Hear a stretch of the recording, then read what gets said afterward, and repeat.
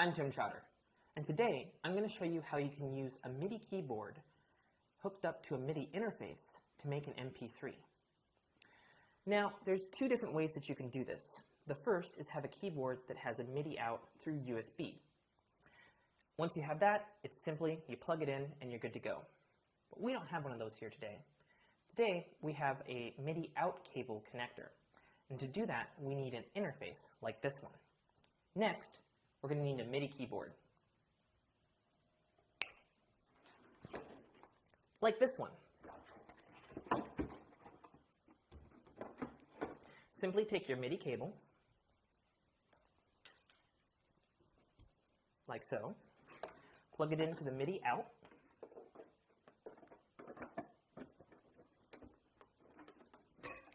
make sure your interface is on, and then we're going to pop over to the Mac, and I'll show you how to set it up from there. The first thing you're going to want to do is make sure that you've got GarageBand open up here. In this case, we've already pre-opened it up here, and we've got a piano track here. To make sure that it's properly talking to the MIDI interface, we're going to go up here to GarageBand. We're going to go to Preferences. Then we're going to go to Audio MIDI, which is already selected on. Your audio output here should read System Setting, but for this example purposes and this recording, we're using this here. Your audio input should say whatever the name brand is of your interface. In this case, it's a Sapphire Focusrite Pro 24. So we're going to make sure that that's selected here, and it is indeed selected. Once that has been selected, we need to go to another application. Go ahead and go back to the desktop here. Go up to Go, then go down to Utilities. Go ahead and find Audio MIDI Setup, located here. Go ahead and open it.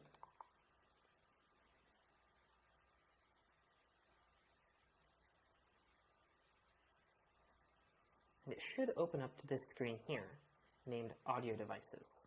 This is a list of all of the different audio devices that are connected to your Mac. We're going to go ahead and locate our interface, which is Sapphire here, as dictated by the FireWire icon. Go ahead and make sure that that's selected. And go up to Window. And go Show MIDI Window. And that's going to bring up this window. And you'll see here this ME25, which is actually our model designation for our Sapphire. And it's got literally some digital cables going down to something that is also labeled ME25, but it's got a MIDI keyboard logo here. Go ahead and make sure that this arrow here is pressed down, and then we're going to click Test Setup here. And if all goes according to plan, we'll be able to hit a key on our keyboard and the screen in MIDI Studio will flash. Just like that. Once you've done that, go ahead and exit out of Audio MIDI Setup.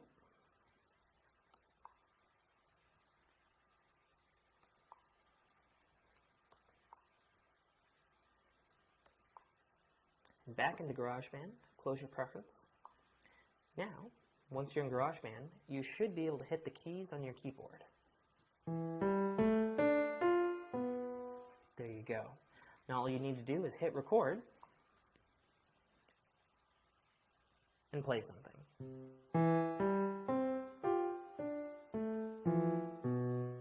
Not very good, but there it is. Go ahead and stop the recording, and you'll notice the bars have appeared in the green up here. That indicates that those notes have been recorded. Now, all you need to do to share it to an MP3 or an iTunes compatible format is go up to the Share button here, hit Export Song to Disk, go ahead and choose your format, go ahead and select MP3. We're going to select Audio Settings here, and we're just going to click Good Quality. Go ahead and hit Export. Title your song, and then hit Save.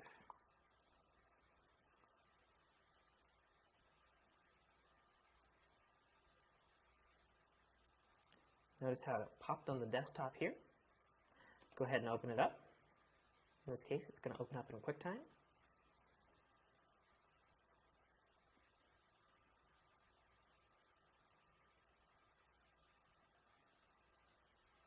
Go ahead and hit play.